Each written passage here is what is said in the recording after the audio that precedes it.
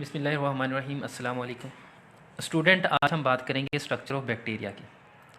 Last time भी हमने structure of bacteria को डिस्कस किया था, तो उसके कुछ पार्ट हमने फ्लैचेला और पिलाई को हमने डिस्कस कर लिया था। नेक्स्ट हमने बात करनी है सेल इन्वेलप की। बच्चे, इन्वेलप कहते हैं लिफाफे को, वो चीज़ जो किसी स्ट्रक्चर को कवर करती है, उसके लिए हम वर्ड यूज़ करते हैं इन्वेलप का। और यहाँ हमने लिखा है सेल इन्वेलप, तो इसका मतलब ये हुआ कि सेल के इर्द गिर्द जो चीज़ें मौजूद होंगी या जो लफाफे टाइप चीज़ मौजूद होगी उसको हम नाम देंगे सेल इन्वेलप का। तो यहाँ इसकी डेफिनेशन बेशक आप कर लें, बैक्टीरिया हैव डाइवर्स स्ट्रक्चर। ये सेल इन्वेलप की डेफिनेशन है कि बैक्टीरिया की जो बॉडी होती है उसके बाहर डाइवर्स का मतलब होता है बच्चे मुख्तलिफ, जैसे वर्ड डाइवर्सिटी है ना, इकसाम मुख्तलिफ किस्म का, इसी तरह डाइवर्स स्ट्रक्चर है एक्सटर्नल टू प्रोटोप्लाज्म, के प्रोटोप्लाज्म के बाहर मुख्तलिफ किस्म का स्ट्रक्चर होता है, उसके लिए हम नाम यूज़ करते हैं सेल इन्वेलप का। अब बच्चे, एक सेल है, उसके इर्द गिर्द आपने कहा था कि आउटर जो मेम्ब्रेन होती है वो प्लाज्मा मेम्ब्रेन है, अगर उसके बाहर जो होगी वो क्या होगी, सेल वॉल होती है। बैक्टीरिया की जब हम बात करते हैं तो यहाँ सेल इन्वेलप के अंदर हम बेसिकली 3 चीज़ों को डिस्कस करते हैं। आपके सिलेबस में भी यही चीज़ें हैं। वो क्या है, कैप्सूल है, स्लाइम है, और तीसरी क्या है, सेल वॉल है। बच्चे, अगर मैं बैक्टीरियल सेल स्ट्रक्चर की बात करूं तो प्रोटोप्लाज्म के बाहर, प्रोटोप्लाज्म क्या होता है, न्यूक्लियोप्लाज्म प्लस साइटोप्लाज्म, उसको हम नाम देते हैं प्रोटोप्लाज्म का। बच्चे, उसके बाहर तो प्लाज्मा मेम्ब्रेन भी है, तो प्लाज्मा मेम्ब्रेन भी तो कवर करती है ना, वो भी तो सेल इन्वेलप का हिस्सा है, लेकिन आपके सिलेबस में उस चीज़ को मेंशन नहीं किया, प्लाज्मा मेम्ब्रेन को सेल इन्वेलप के अंदर डिस्कस नहीं किया, तो इसीलिए हम सिर्फ बुक को ही फॉलो करेंगे। अदरवाइज़ जब हम नॉर्मली देखें तो प्लाज्मा मेम्ब्रेन को भी कहाँ आना चाहिए था, सेल इन्वेलप में आना चाहिए था। तो वन बाय वन इनको डिस्कस करेंगे। सबसे पहले बच्चे क्या है, कैप्सूल है। कैप्सूल का नाम आपने सुना होगा। मेडिसिन में क्या होता है कि मेडिसिन उसके इर्द गिर्द एक कवरिंग होती है, ठीक है, जिसकी वजह से वो मेडिसिन है वो बिखरती नहीं है, यानी कि एक स्ट्रक्चर के अंदर क्या रहती है, कैरी रहती है। तो इस तरह यानी कि प्रोटेक्शन के लिए हम वर्ड यूज़ करते हैं। तो इसी तरह बैक्टीरिया की बॉडी के अराउंड क्या होगा, एक स्ट्रक्चर मौजूद होगा। अब बच्चे ये देखो कि मैंने एक रेड कलर, अगर आपको नज़र आ रहा है तो इनर साइड पे रेडिश कलर है, तो उसको मैंने कह दिया ये बैक्टीरिया का सेल है। बाहर मैंने एक ब्लैक कलर की लाइंस लगा दी, इसको बच्चे आप कैप्सूल कंसीडर कर लें। तो इसका मतलब ये हुआ कि ये बड़ा टाइटली बाउंड है, बहुत मजबूती के साथ जुड़ा हुआ है, ठीक है। अब बच्चे इसमें बात या एग्जाम्पल अगर हम काउंट करें, मिसाल के तौर पर हम जीन्स पहनते हैं, तो जो जीन्स होती है वो क्या हमारी टांगों के साथ चिपक जाती है, तो इसलिए हम कहते हैं कि वो टाइटली बाउंड है, ठीक है। आगे हम इसकी कंपोजिशन की बात करेंगे और लास्ट में हम इसकी करैक्टरिस्टिक की बात करेंगे। कंपोजिशन बच्चे, इसमें पॉलीसेक्राइड है, बुक के अंदर लिखा होगा रिपीटिंग पॉलीसेक्राइड। अब इसका मतलब क्या है बच्चे, मिसाल के तौर पर मैं कह देता हूँ एक पॉलीसेक्राइड है, फिर क्या है, ये पॉलीसेक्राइड है, फिर क्या है, पॉली, मतलब पॉलीसेक्राइड क्या हो रहे हैं, रिपीट हो रहे हैं, इसलिए वर्ड लिखा हुआ है रिपीटिंग पॉलीसेक्राइड। इसके अलावा इसकी कंपोजिशन में क्या है कि प्रोटीन हो सकती है, या फिर क्या है कि दोनों हो सकती हैं, पॉलीसेक्राइड भी होगा, प्रोटीन भी होगी, और इसके अलावा क्या होता है कि दोनों भी हो सकती हैं। आगे बच्चे इसकी मैं नेचर की बात करूंगा, तो वो क्या होते हैं, स्टिकी इन नेचर होते हैं। स्टिकी बेसिकली हम वो चिपकने वाले को कहते हैं, गम टाइप को कहते हैं। फिर वो कहते हैं कि ये सोलुबल होते हैं, हल पजीर है। मिसाल के तौर पर बैक्टीरियल सेल के इर्द गिर्द कैप्सूल मौजूद है, मैं कोई फ्लूइड यूज़ करता हूँ, वाटर यूज़ करता हूँ, जिसकी वजह से बच्चे क्या होगा कि जो कैप्सूल है वो क्या हो जाएगा, रिमूव हो जाएगा, ठीक है। तो आई थिंक ये पॉइंट की आपको समझ आ गई होगी। इसके बाद बच्चे मैं डिस्कस करने लगा हूँ स्लाइम को। तो स्लाइम में हमने लिखा लूज कवरिंग होती है। अब इसका मतलब क्या है बच्चे, वहाँ आपने कहा था कि जीन्स की एग्जाम्पल ली थी, यहाँ बेसिकली आप यानी कि कोई शलवार टाइप चीज़ है, ठीक है। तो देखें दोनों के अंदर क्या होता है, डिफरेंस होता है, तो लूज होती है, तो ये क्या हमारे पास लूज कवरिंग है। अच्छा बच्चे, नेक्स्ट एग्जामिनेशन में अक्सर सवाल पूछ लिया जाता है, differentiate between capsule and slime capsule, दोनों में डिफरेंस क्या है। बच्चे, जो कैप्सूल होती हैं वो क्या होती है कि टाइटली बाउंड होती है, जबकि स्लाइम कैप्सूल क्या होता है कि लूज कवरिंग होती है, कुछ बैक्टीरिया के अंदर क्या होगी, मौजूद होगी। आगे बच्चे इसके फंक्शन की बात करेंगे कि ये करती क्या है। तो बच्चे, काज पैथोजेनिसिटी एंड फैगोसाइटोसिस, अब इसका मतलब क्या है बच्चे, बैक्टीरिया क्या करते हैं, डिजीज़ काज करते हैं। मतलब क्या है कि पैथोजेंस होते हैं। पैथोजेंस हम उन ऑर्गेनिज्म को कहते हैं जो डिजीज़ काज करते हैं। तो इसकी वजह से जो डिजीज़ काजिंग रेट है वो क्या हो जाता है, इंक्रीज़ हो जाता है। क्यों होता है? क्योंकि बच्चे ये आउटर कवरिंग होती है और इसकी जो कंपोजिशन होती है वो टॉक्सिक मटेरियल से होती है। वो टॉक्सिक मटेरियल जब फ्लूइड के अंदर इंटर होता है तो वो क्या हो जाता है, सोलूबल, यानी कि हल हो जाता है। और जैसे ही वो हल होता है उस फ्लूइड की कंपोजिशन को क्या कर देगा, चेंज कर देगा। जब कंपोजिशन चेंज होगी तो वो टॉक्सिक मटेरियल है वो पूरी बॉडी के अंदर क्या हो जाएगा, फैल जाएगा, जिसकी वजह से पैथोजेनिसिटी या डिजीज़ है वो काज होती है। इसके अलावा फैगोसाइटोसिस, क्योंकि कंपोजिशन इसकी बड़ी टॉक्सिक है तो इस वजह से क्या होते हैं कि फैगोसाइटोसिस या बैक्टीरिया को ईट नहीं होने देगा। अगर कोई ये टॉक्सिक मटेरियल मौजूद ना होता तो सेल्फ ईटिंग आपने पढ़ा था, तो सेल्स हैं वो इनको क्या कर सकते थे, ईट कर सकते थे। जैसे आप कहते हैं कि एक प्लांट होता है वो डिफरेंट किस्म के वैक्सीज को रिलीज़ करता है, उसका जायका अगर बच्चे बुरा होगा तो कोई भी हर्बीवोर्स उसको नहीं खाएगा, ठीक है। अगर उसका टेस्ट अच्छा है, यानी कि उसके इर्द गिर्द सराउंडेड कोई टॉक्सिक मटेरियल मौजूद नहीं है, तो क्या करते हैं, जानदार बड़े शौक से उसको खा लेते हैं, ठीक है। तो इसी तरह ये बैक्टीरिया को क्या करता है, बचाता है। नेक्स्ट बच्चे हम तीसरे जो कवरिंग की बात कर रहे हैं वो है सेल वॉल।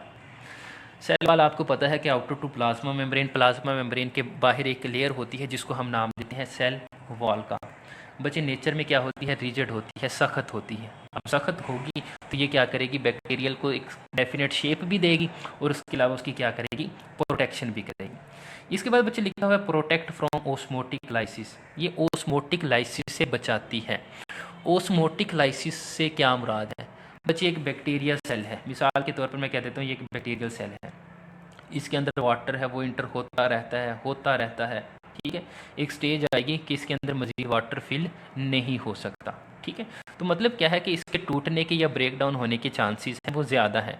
लेकिन अगर इसके इर्द गिर्द एक हार्ड स्ट्रक्चर मौजूद है और उस हार्ड स्ट्रक्चर में क्या कह रहा हूँ, सेल वॉल मौजूद है, तो बच्चे ये ब्रेक डाउन नहीं होगी। समझ आ गई इस चीज़ की?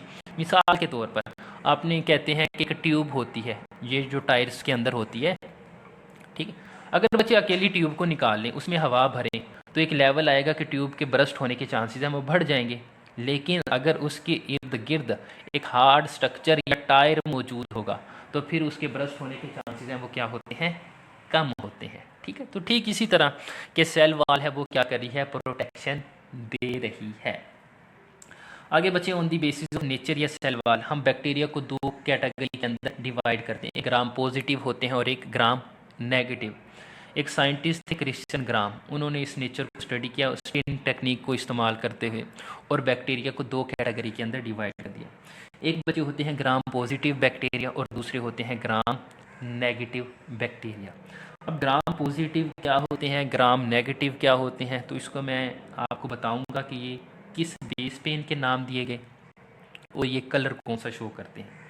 तो बच्चे ये याद कर लें कि ग्राम पॉजिटिव है वो पर्पल कलर शो करते हैं, जबकि ग्राम नेगेटिव है वो कौन सा कलर शो करते हैं, पिंक कलर शो करते हैं। ये कलर किस तरह शो करते हैं बच्चे, होता क्या कि आपने लेबॉर्ट्री के अंदर एक आप कह लें स्लाइड तैयार करनी है, ठीक है। उसके ऊपर आपने क्या है कि ये देखें, आपको अगर ये रेड कलर नज़र आए तो मैं कहता हूँ कि ये मैंने बैक्टीरिया को ग्रो करवाया, ठीक है बच्चे।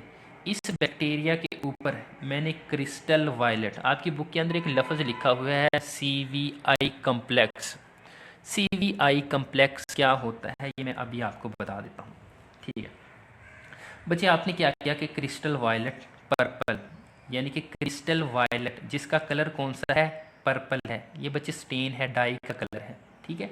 और इसके साथ लिखा हुआ प्राइमरी डाई, इसका मतलब है कि पहली दफ़ा हमने बैक्टीरिया को जो रंग देना है वो क्या था, क्रिस्टल वायलेट है और उसका कलर क्या था, पर्पल था। बच्चे हमने बैक्टीरिया को ये रंग दिया, उसके बाद हमने आयोडीन के अंदर डाला, ठीक है। इसी बैक्टीरिया को आयोडीन के अंदर से निकाल के फिर हमने डी कलराइज यानी इसके कलर को सेपरेशन करने की कोशिश की, ठीक है। उसके बाद हमने इसको डाला सेफ्रानीन, सेफ्रानीन के साथ मैंने लिखा हुआ एस डाई, यानी कि ये क्या है, सेकेंडरी डाई, और इसका कलर क्या है कि पी।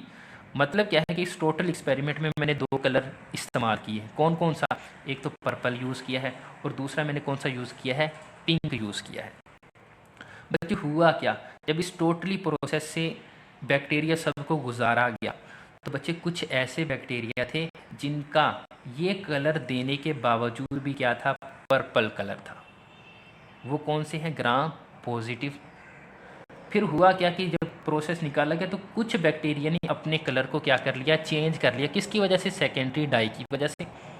ये बच्चे क्या हैं, इनका कलर क्या था, पिंक, तो अब बैक्टीरिया का कलर क्या हो गया, पिंक। यानी कि मतलब ये हुआ कि इन्होंने अपने प्राइमरी कलर को बरकरार नहीं रखा। कौन सा कलर आ गया, अब सेकेंडरी कलर आ गया, और वो था पिंक। तो ऐसे बैक्टीरिया जो कि सेकेंडरी डाई की वजह से उनका कलर था, उसको बच्चे ग्राम नेगेटिव कहते हैं, और जिनका पर्पल यानी कि प्राइमरी डाई की वजह से, उसको हम नाम देते हैं ग्राम पॉजिटिव बैक्टीरिया। उम्मीद है आपको इस कॉन्सेप्ट की समझ आ गई होगी। आगे मैं थोड़ा डिफरेंस बताऊंगा कि ग्राम पॉजिटिव बैक्टीरिया क्या होते हैं और ग्राम नेगेटिव बैक्टीरिया क्या होते हैं। अच्छा बच्चे, यहाँ अभी मैंने स्ट्रक्चर बनाना था, वो प्रॉपरली नहीं बना पाए, तो इधर हम एक और बैक्टीरिया बना लेते हैं। ये एक बैक्टीरिया है, ठीक है। इस तरह बच्चे, ये अंदर वाली प्लाज्मा मेम्ब्रेन है, ये मैं कहता हूँ सेल मेम्ब्रेन। फिर इस तरह स्पेसीज होंगी, फिर कैप्सूल, और फिर इस तरह क्या है कि और मेम्ब्रेन है वो मौजूद होंगी, ठीक है। दरमियान में इनके इस तरह कुछ पार्टिकल्स हैं वो मौजूद होते हैं। इस तरह ये स्पेसीज हैं वो क्या होती हैं, फेल होती हैं, ठीक है। ये ग्राम पॉजिटिव है और ये क्या है, ग्राम नेगेटिव। बच्चे इसको मैंने कह दिया ये प्लाज्मा मेम्ब्रेन है, इसको मैंने कह दिया ये क्या है, सेल वॉल है। इसी तरह सेल वॉल ये लेयरिंग है वो एक से ज़्यादा इस तरह आपस में क्या होंगी, इंटरकनेक्टेड, इस तरह कोई स्ट्रक्चर यानी कि कम्प्लेक्स स्ट्रक्चर होता है, कि कवरिंग है वो ज़्यादा होती है, कि आउटर जो मेम्ब्रेन होती हैं वो बेसिकली दो होती हैं, ठीक है। ये दोनों के अंदर डिफरेंस है। तो जब आप बुक खोलोगे तो आपको एक टेबल नज़र आएगा, तो टेबल में वो डिफरेंस बयान करता है कि ग्राम पॉजिटिव बैक्टीरिया और ग्राम नेगेटिव बैक्टीरिया। बच्चे ये पॉजिटिव है, ये क्या है, नेगेटिव है। इसके अंदर जो लेयर्स की तादाद है वो क्या होती है, एक होती है। इसके अंदर क्या है, दो होती है। फिर उसके बाद इसकी केमिकल कंपोजिशन की बात करेगा कि ग्राम पॉजिटिव बैक्टीरिया की जो कंपोजिशन है वो क्या है। तो बच्चे इसकी जो सेल वॉल है उसमें आपने पढ़ा हुआ है क्या मौजूद होता है, पेप्टिडो ग्लाइकेन। अब इसकी जो कंसंट्रेशन है वो क्या है कि वो वेरी कर सकती है। तो कहते हैं ग्राम पॉजिटिव बैक्टीरिया के अंदर जो पेप्टिडोग्लाइकेन है वो 50% मौजूद होता है। इसके अलावा टायोइक एसिड होता है और इसके अलावा लिपोटायोइक एसिड होता है। दूसरी तरफ अगर मैं इधर बात करूं ग्राम नेगेटिव बैक्टीरिया की, तो बच्चों उसमें क्या होता है, लिपो पॉलीसेकेराइड होते हैं। लिपो पॉलीसेकेराइड के साथ क्या है कि लिपिड भी है, ठीक है। फिर क्या है, पेप्टिडोग्लाइकेन है, और पेप्टिडोग्लाइकेन की कंसंट्रेशन यहाँ कम है, वो कितनी है, कहते हैं ड्राई वेट का यानी कि 10%, यानी कम होती है। और बाकी जो टायोइक एसिड या लिपिड्स होती हैं उनकी तादाद बच्चे क्या होती हैं, 11 से 12% होती है। अब बच्चे ओवरऑल थिकनेस की बात करें, यानी कि मोटाई की बात करें, ठीक है, वो कहते हैं 2280 नैनोमीटर इसकी थिकनेस क्या होती है, ज़्यादा होती है। और ये इतनी ज़्यादा मोटाई नहीं होती, 8 से 11 नैनोमीटर इसकी होती है। आउटर मेम्ब्रेन, अगर हम ग्राम पॉजिटिव बैक्टीरिया तो कहते हैं आउटर मेम्ब्रेन के मज़ीद मेम्ब्रेन, एक सिंपल सी मेम्ब्रेन होती है, इसके अलावा कोई और मेम्ब्रेन मौजूद नहीं होती। यहाँ मैंने कहा था कि यानी कि ज़्यादा मेम्ब्रेन है वो मौजूद होती है। तो मोस्टली बैक्टीरिया के अंदर ये जो मेम्ब्रेन का एक जाल सा कह लें वो क्या होता है, मौजूद होता है। फिर बच्चे पेरीप्लाज्मिक स्पेस, पेरीप्लाज्मिक तो कहते हैं कुछ बैक्टीरिया के अंदर ये मौजूद होती हैं, और यहाँ क्या है कि ऑल के अंदर क्या होगी, मौजूद होगी। अब आपने समझना है कि पेरीप्लाज्मिक स्पेस क्या होती है। बच्चे ये देखो, ये मैंने प्लाज्मा मेम्ब्रेन कहा, ये मैंने कहा कि सेल वॉल है। बच्चे इन दोनों के दरमियान जो स्पेस होती है उसको हम नाम देते हैं पेरीप्लाज्मिक स्पेस का। तो ये आपको पता होना चाहिए कि पेरीप्लाज्मिक स्पेस क्या होती है। फिर बच्चे लास्ट पे आ जाता है परमेबिलिटी। परमेबिलिटी का मतलब ये होता है कि अलाउ करना मूवमेंट के लिए। तो ये क्या है कि मोर परमेबिलिटी होती है, और ये क्या होती है, लेस। ये मूवमेंट को ज़्यादा अलाउ करती है और ये क्या करती है, ज़्यादा अलाउ करती है। तो ये हमारे पास था बैक्टीरियल सेल स्ट्रक्चर, जिसमें हमने इन्वेलप की बात की, जिसमें हमने स्लाइम की बात की, और फिर सेल वॉल का जिक्र किया। और बच्चे ग्राम पॉजिटिव और ग्राम नेगेटिव, ये ग्राम पॉजिटिव और ग्राम नेगेटिव ये बहुत इम्पॉर्टेंट और कंसेप्चुअल है। ये आपने इन चीज़ों को याद करना है। और फिर आपके अगर मैं बताऊं तो ये जो चीज़ें हैं कि हमने इसका प्रोसेस क्या है, तो बच्चे ये आपने याद रखना है कि सबसे पहले हमने क्रिस्टल वायलेट यूज़ किया।